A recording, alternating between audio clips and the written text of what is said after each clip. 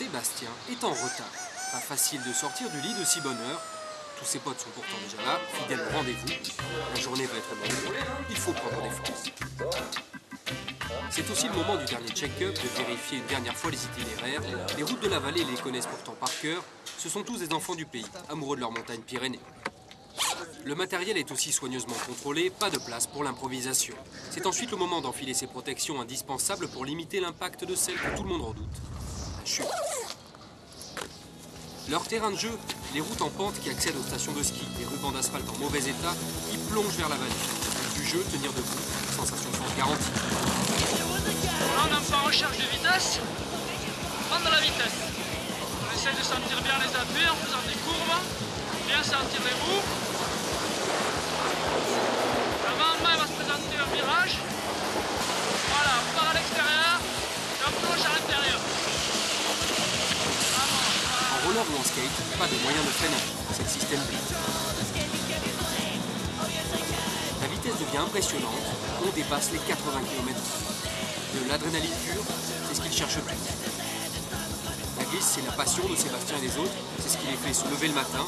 L'hiver, ils sont tous des skieurs ou des snowboarders de haut niveau. Il leur fallait donc inventer un truc pour continuer à glisser chez eux en attendant la saison. Alors ils ont acheté des rollers et des skates, cassé plusieurs, puis ils les ont reconstruits pour les améliorer.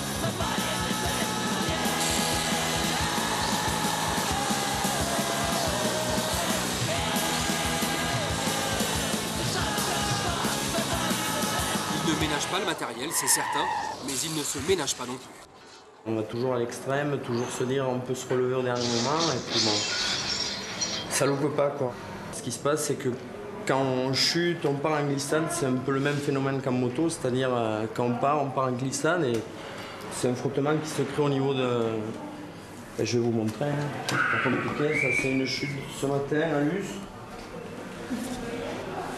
Voilà, donc ça c'est le rituel. Pourquoi tu rigoles? Ça c'est juste une petite pizza, c'est vrai. Ah, ouais, attends, à force, quand t'engages à fond, quoi, c'est clair, ouais, mais bon. Ah, tu verras, quand tu seras grave.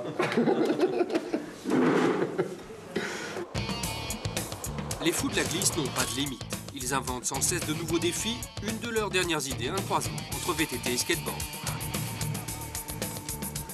Pas de problème dans cette bande.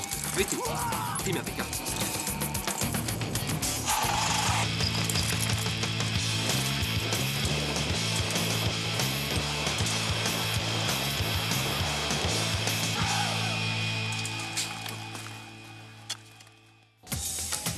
Sébastien, lui, prépare depuis quelques semaines un nouveau défi. Un vol en parapente, roller au pied, avec un largage sur la route. Facile, non? Petit problème, un brouillard à couper au couteau plane sur la vallée. Sébastien, lui, est ravi, ça rajoute un peu de piment à la fin. Quelques pas d'élan, et le tandem prend son envol.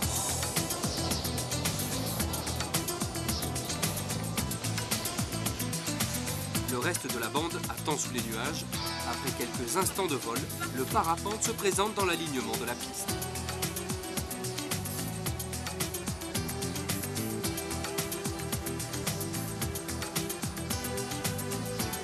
Le posé est parfaitement réussi. Sébastien se libère de son baudrier et commence à glisser. Une grande première, un nouvel exploit au palmarès des fous de la glisse.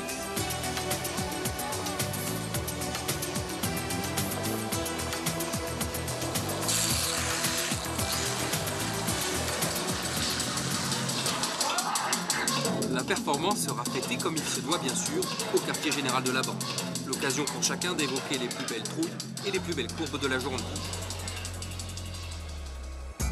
Une journée qui n'est d'ailleurs pas tout à fait finie pour Sébastien, un dernier run dans la nuit, seul au monde. On les appelle les fous de la glisse.